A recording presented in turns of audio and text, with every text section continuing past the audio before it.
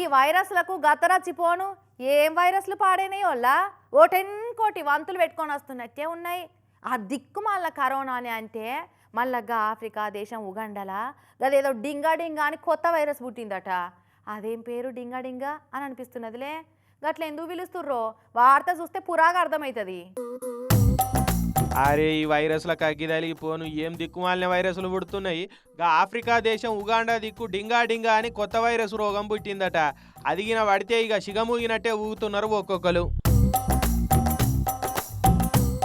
చూడరాదురి కాళ్ళు కొంకూర్లు పోయి డాన్స్ చేసినట్టే ఎట్లా వణుకుతున్నారో ఇట్లా వనికి డాన్స్ ఆడినట్టే అవుతుండే వరకు డింగా డింగా అని పేరు పెట్టిరట.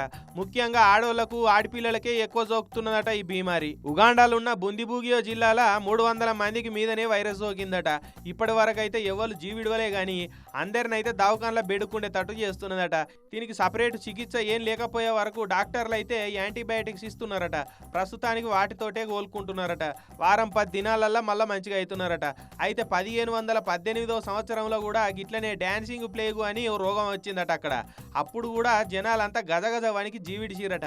చాలా మందికి పక్షవాతం వచ్చుడు, ఎటు గదలకపోడు, కాళ్ళని మొద్దువారిపోడు అటువంటి లక్షణాలు ఉండేటి అట. ఇంచుమించు ఇది కూడా గట్లనే పాడే వరకు ఉగాండా జనం పరిశాన్ అయిపోతున్నారు ఇప్పుడు.